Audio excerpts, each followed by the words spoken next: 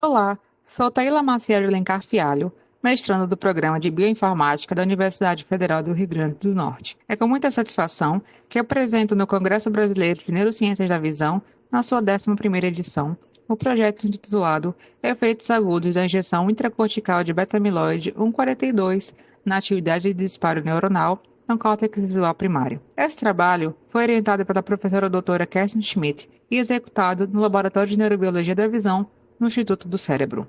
O Alzheimer é uma das principais causas de demência em idosos, especialmente prevalente entre pessoas com mais de 60 anos. A doença, identificada pela primeira vez em 1906 pelo psiquiatra e neuropatologista Alois Alzheimer, ao acompanhar o caso da paciente Auguste Deter, que apresentava sintomas peculiares como perda de memória, desorientação e mudanças de humor. Hoje, a Organização Mundial da Saúde estima que o Alzheimer afeta milhões de pessoas, com mais de 55 milhões de casos no mundo, sendo 60% deles em países em desenvolvimento. No Brasil, cerca de 100 mil novos casos ocorrem por ano, e estudos histopatológicos e de imagem nos mostram uma atrofia e perda neuronal gradual no hipocampo e neocórtex. Os sintomas incluem perda de memória, déficits cognitivos e mudanças de humor, bem como problemas sensoriais visuais. A proteína beta-amiloide, especificamente sua isoforma U42, é central para a fisiopatologia da doença de Alzheimer. O gráfico ilustra a via amiloidogênica, na qual a proteína beta-amiloide é formada através da clivagem da proteína transmembranar APP,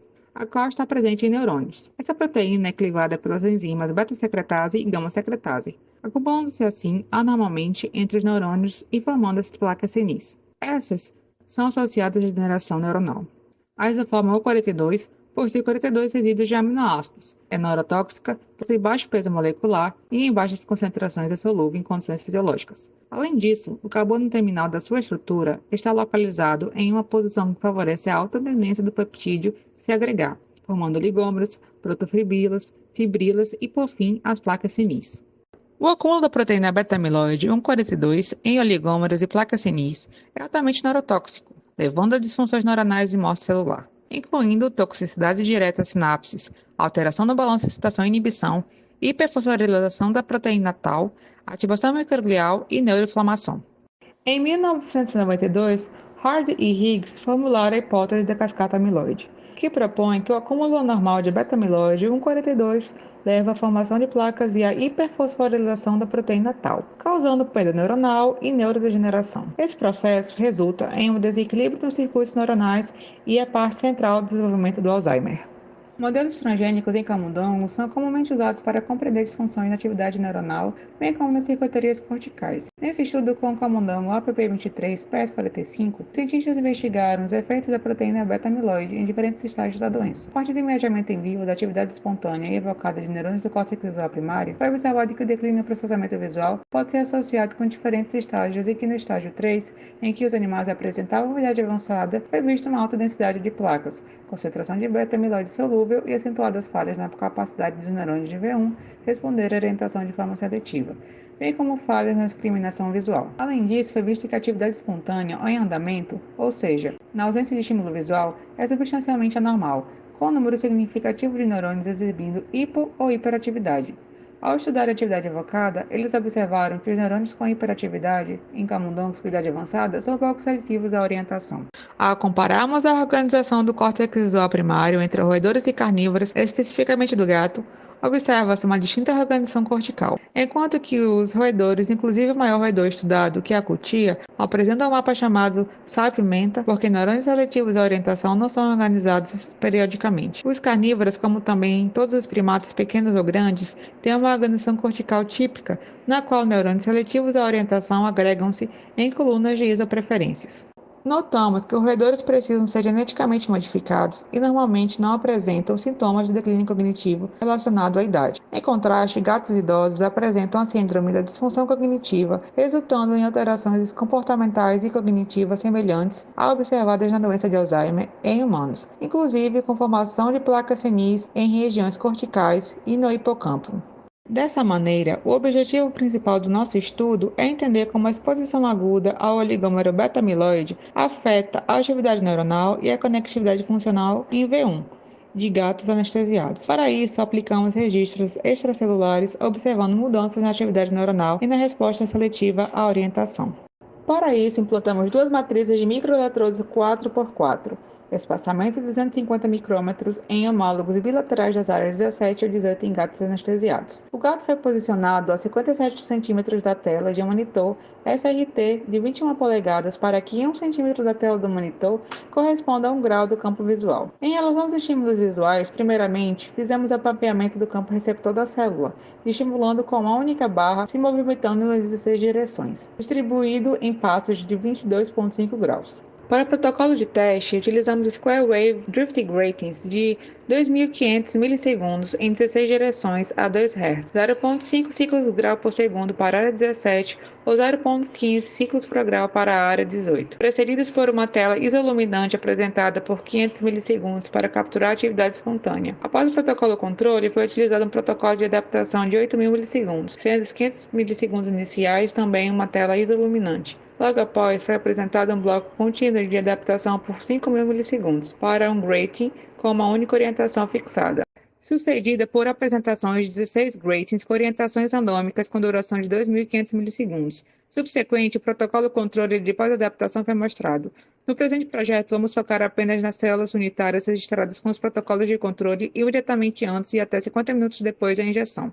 Nosso experimento apresenta a seguinte linha do tempo. No primeiro dia, fazemos o implante dos eletrodos e iniciamos a aquisição de dados de base, ainda sem injeção do oligômero beta-amiloide.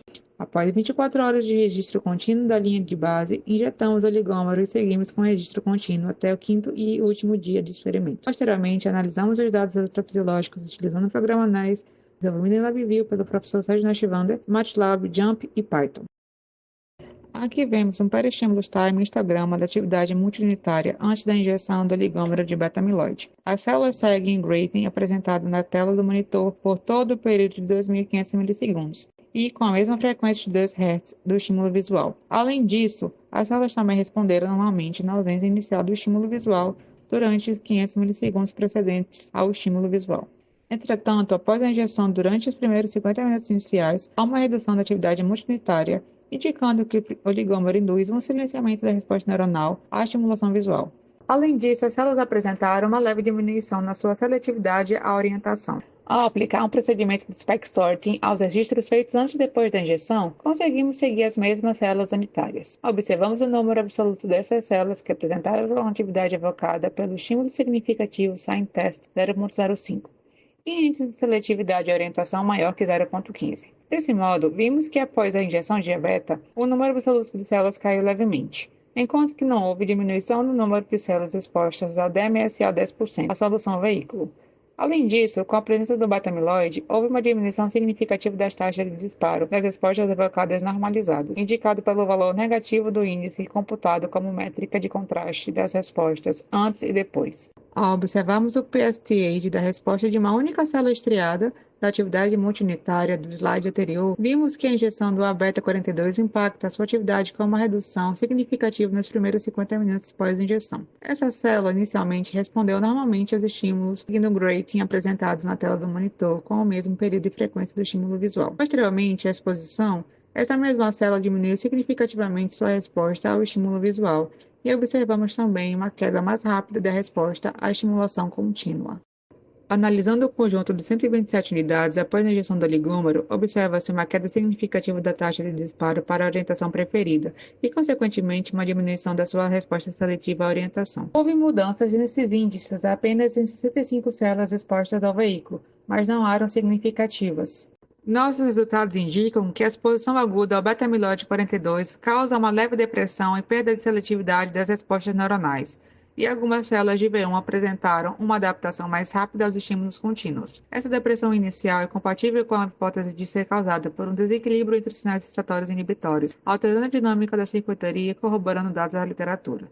Em conclusão, o beta-amiloide 42 apresentou ser tóxico para as populações neuronais. Nosso modelo de expressão aguda em gatos anestesiados mostrou ser eficaz para investigar esses efeitos imediatos, porque foi possível de seguir as mesmas células no circuito intacto por várias horas. Futuramente, é crucial seguir investigando o papel de adaptação ao estímulo visual nas dinâmicas de circuitos neurais afetados pelo beta-42 nos dias seguintes à injeção. A exposição ao beta-amiloide pode causar alterações imediatas e crônicas ao nível de transcriptoma, afetando assim as proteínas essenciais para a função neuronal e plasticidade sináptica. Gostaria de agradecer ao professor Sérgio Nashvander ao Dr. Marcos Costa, aos técnicos do Instituto do Cérebro Sérgio Rusch e Juliana Brandão, ao doutorando Lucas Melo e à minha orientadora Kessia Schmidt, por todo o apoio e paciência ao longo do mestrado.